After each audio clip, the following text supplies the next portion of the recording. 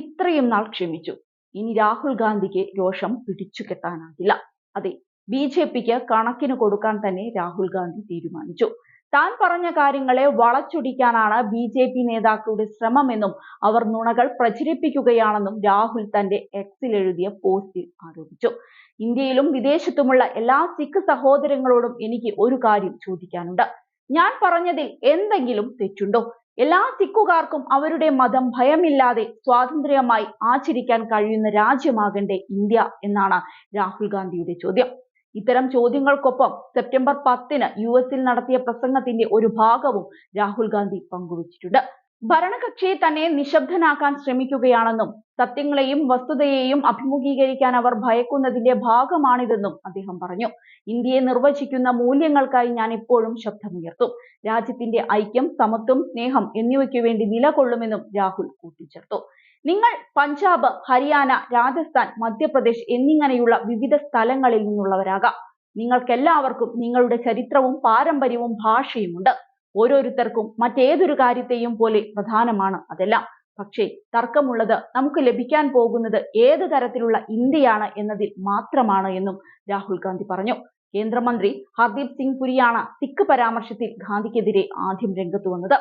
രാഹുലിന്റെ പരാമർശങ്ങൾ പാപമാണെന്ന് വിശേഷിപ്പിച്ച അദ്ദേഹം ഇന്ത്യയിലെ സിഖുകാരെ കുറിച്ചുള്ള രാഹുലിന്റെ പരാമർശം വസ്തുതാവിരുദ്ധമാണെന്നും ആരോപിക്കുന്നുണ്ട്. രാഹുലിന്റെ പ്രസ്താവനകൾ രാജ്യത്തിന്റെ സാമൂഹിക ഘടനയെ തകർക്കുമെന്നും പുരി പറഞ്ഞു. രാഹുലിന്റെ പരാമർശങ്ങൾ അപകടകരമാണെന്നും ആഗോളതലത്തിൽ ഇന്ത്യയുടെ പ്രതിച്ഛായയെ തകർക്കാനാണ് പ്രതിപക്ഷ നേതാവിന്റെ ശ്രമമെന്നും പ്രതിരോധ മന്ത്രി രാജ്നാഥ് സിംഗും പറഞ്ഞിരുന്നു. നമ്മുടെ സംസ്കാരം സംരക്ഷിക്കുന്നതിൽ സിഖുകാർ വഹിച്ച മഹത്തായ പങ്കിനെ രാജ്യം അംഗീകരിക്കുകയും ബഹുമാനിക്കുകയും ചെയ്യുന്നതായും രാജ്നാഥ് സിംഗ് കൂട്ടിച്ചേർത്തു. 3 ദിവസത്തെ US സന്ദർശനത്തിനെത്തിയ രാഹുൽ ഗാന്ധി രാജ്യത്ത് വർദ്ധിച്ചുവരുന്ന മതപരമായ അസഹിഷ്ണുതയിൽ ആശങ്ക പ്രകടിപ്പിച്ചിരുന്നു. രാജ്യത്തെ സിഖ് വിഭാഗക്കാർക്ക് സ്വതന്ത്രമായി തങ്ങളുടെ മതപരമായ കാര്യങ്ങൾ ചെയ്യാനാവുന്നില്ലെന്നായിരുന്നു അമേരിക്കൻ സന്ദർശനത്തിനിടെ രാഹുൽ ഗാന്ധി പറഞ്ഞത്. സിഖുകാരനായ വ്യക്തിക്ക് രാജ്യത്ത് ടർബൻ ധരിക്കാൻ സ്വാതന്ത്ര്യമുണ്ടോ? ഗുരുദ്വാരയിൽ പോകാൻ അനുവാദമുണ്ടോ? തുടങ്ങിയ ചോദ്യങ്ങൾ ഉന്നയിച്ച അദ്ദേഹം സിഖുകാർക്ക് രാജ്യത്ത് മതസ്വാതന്ത്ര്യമില്ലെന്നും തങ്ങളുടെ പോരാട്ടം എല്ലാ മതങ്ങൾക്കും വേണ്ടിയുള്ളതാണെന്നും ചൂണ്ടിക്കാട്ടിയിരുന്നു. ഇതാണ് ബി.ജെ.പിയെ ചൊടിപ്പിച്ചത്. യുഎസിലെ വിർജീനിയയിൽ നടന്ന പരിപാടിയിലാണ് ഇന്ത്യയിലെ മതസ്വാതന്ത്ര്യത്തിന്റെ അവസ്ഥയെക്കുറിച്ച് സിഖുകാരെ ഉദ്ധരിച്ച് രാഹുൽ സംസാരിച്ചത്.